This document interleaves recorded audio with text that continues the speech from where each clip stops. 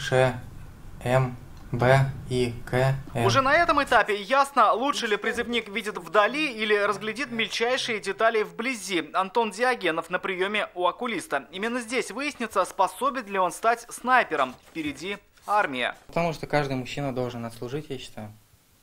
Вот, как я закончил учебу, посчитал то, что нужно идти в армию, отслужить, потом институт, дальше работать. Вот такая картина с началом кампании во всех военкоматах. Призывники обходят основных врачей, офтальмолога, психиатра, терапевта и многих других, которые и выносят основной вердикт. Годен ли будущий солдат? Галианбиров?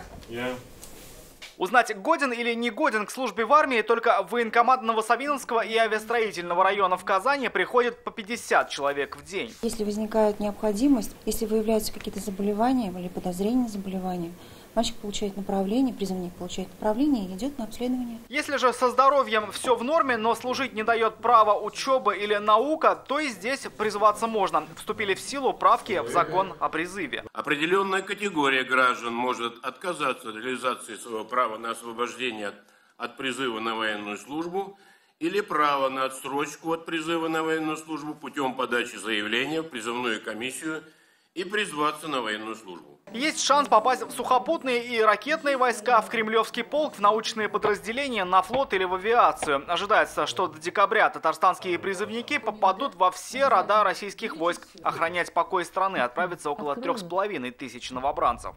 Рамиль Шайдуллин, Адель Миндубаев, ТНВ, Казань. Смотрите все новости дня, программы и фильмы в наилучшем качестве на YouTube-канале ТНВ. Подписывайтесь.